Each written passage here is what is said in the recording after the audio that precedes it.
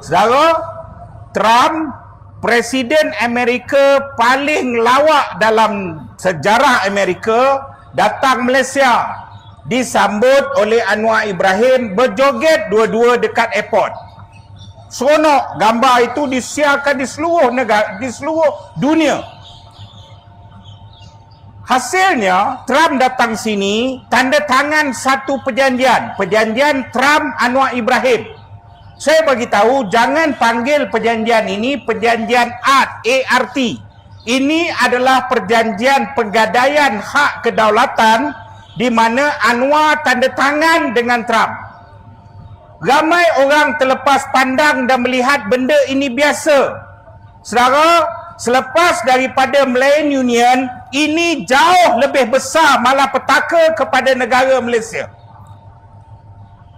Beberapa hari lagi dia akan diratifikasikan, iaitu tempoh selepas perjanjian itu.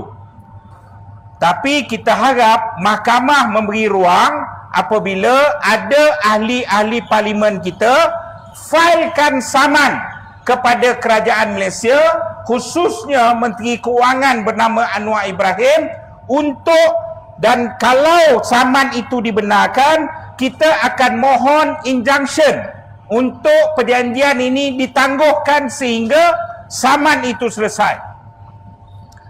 Apa saman ini? Apa perjanjian ini? Saudara kena faham, kalau kita nak pakai sesi ini untuk menerangkan, 1 jam habis dalam bab perjanjian ini saja. Tapi saya nak bagi tahu saudara, perjanjian ini bermula dengan apabila Amerika mengenakan sistem cukai baru, tarif baru. Tarif itu cukai lah kepada seluruh dunia. Malaysia adalah negara rakan dagang utama kita. Kita berniaga dekat luar ni paling besar sekali bilangannya Amerika. Inilah bangangnya kita ada Menteri Keuangan dan Perdana Menteri. Bila kita dah memang berniaga dengan Amerika paling besar, apa asasnya tiba-tiba kita nak keluar dengan menyertai satu pakatan ekonomi, perang ekonomi bersama Rusia, China, India dan Brazil dan banyak negara lain. Ini bukan pakatan saja-saja. China dan Rusia buat pakatan ini bersama Brazil dan Afrika Selatan untuk berperang. Tapi metodologi sekarang, perang itu menggunakan ekonomi, tapi perang lah. Malaysia semenjak daripada zaman Tunku dulu sampailah ke sebelum Anwar, apa kekuatan Malaysia? Malaysia adalah negara berkecuali. Malah kita antara pengasas negara-negara berkecuali, gerakan negara-negara berkecuali. Dan itulah kekuatan kita. Berunding dengan siapa saja tanpa memasuki pakatan mana-mana yang bertembung, yang menghasilkan apa yang baik untuk negara kita. Itulah kita survival kita selama ini, kita boleh capai stability dalam dunia ini. Tetapi Anwar ni, saudara, saya kena faham Anwar. Anwar ni orang yang otak semenet. Dia suka sesuatu yang bombastik. Akhirnya, tak semena-mena, dia boleh mohon untuk masuk pakatan BRIC. Brazil, Rusia, Afrika Selatan, China dan sebagainya. Dia mau pakat masuk. Masa tu, kita dah kata mati. Sebab rakan dagang utama kita Amerika. Engkau masuk PEC nak lawan Amerika ni. Lantas Amerika menggenakan tarif tinggi dan tarif baru kepada Malaysia. Kita dah cemas. Ini masalah Anwar, kau tak tahu ke? Engkau kalau pergi lempang orang, benda paling pertama, kalau tak kena lempang balik pun kena tendang. Itu logik akal. Kita pergi, kita lempang orang, lepas tu bila orang lempang kita, kita cemas. Kenapa kau lempang aku? Kamu masuk pakatan nak lawan Amerika, dah tentu Amerika will react. Itu asas yang pertama, saya kena faham betul-betul. Ini kerana kebodohan Perdana Menteri Malaysia keluar daripada kerangka negara berunding, negara berkecuali kepada negara mengambil sikap. Maka bodohnya lagi sekali, pergilah mereka ramai-ramai bersama Tengku Zafrul. Dan kau boleh keluar gambar berjoging, kau kena faham, Trump ni saudara, Trump ni gila. Dia tengok Twitter, dia manage Twitter dia sendiri. Dan kau boleh buat lawak depan rumah Trump, depan rumah putih, dengan berjoging mencari Trump. Saudara, satu dunia ketawakan Malaysia. Malaysia ni nak mampus lepas ni. Akhirnya, kita kena malapetaka. Terus Trump cakap apa? Kau nak, kau kena ikut. Dan ini syarat kita. Saya nak sentuhlah penjualan, kita kena beli Boeing yang saya pun tak faham. Hari tu bila Najib pergi ke Amerika, kita kata gadai hak bila nak beli jet. Najib beli berapa biji jet? Kita dipaksa beli. Tu satu. Tapi yang saya nak bagi tahu dalam perjanjian ni, saya nak ulas 4 perkara. Perkara pertama dalam isu perdagangan. Saudara tahu tak, ada klausa di mana Malaysia kena iktiraf sistem halal Amerika. Dalam perjanjian tu, Malaysia kena iktiraf sistem halal Amerika. Antara kekuatan Malaysia dalam negara Islam yang di mana dunia ni pengguna Islam paling ramai.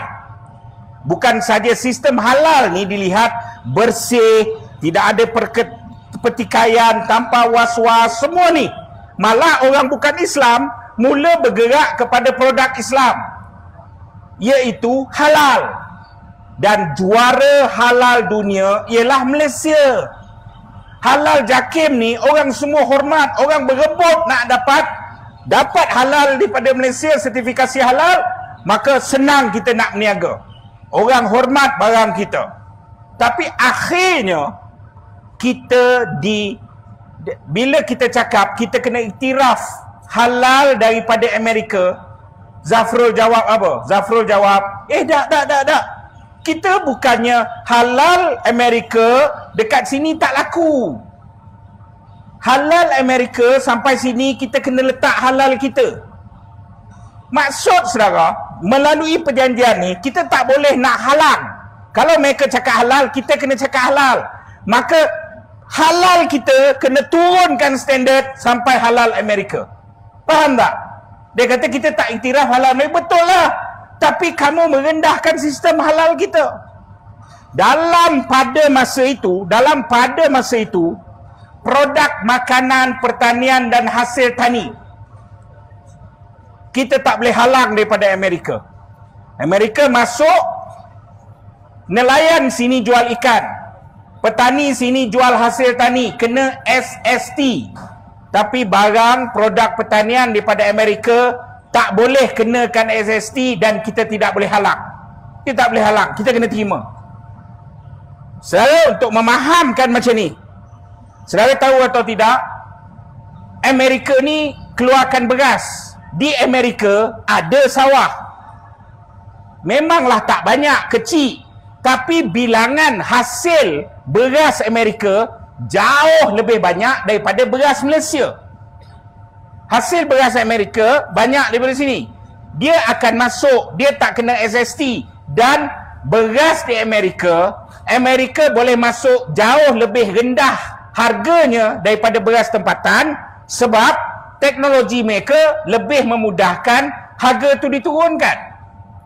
Masuk beras Amerika, kita pun seronok, makan beras Washington lah kan, makan beras Amerika, ogo murah. Maka petani tempatan akan mati perlahan-lahan. Setahun kita gembira ketupat beras Amerika, 2 tahun kita gembira, tapi tahun ketiga petani kita akan mati satu persatu. Tahun kelima Amerika buat keputusan kita tak nak ikut. Amerika setelah petani kita mati, ni saya perkenalkan nama dia food security, keselamatan makanan. Bila dah mati, akhirnya kita bergantung dengan beras Amerika. Murah, teknologi bagus, apa semua. Tapi petani kita mati. Bila petani kita mati, kita tak boleh produce beras. Hasil dia apa? Hasil dia kebergantungan. Bila Amerika cakap angguk, kita kena angguk. Bila Amerika cakap geleng, kita kena geleng. Kalau tak, Amerika sekat piuk nasi tu masuk. Kita ni tak ada beras paket, menggelupur dah kan. Bayangkan, tak ada beras langsung.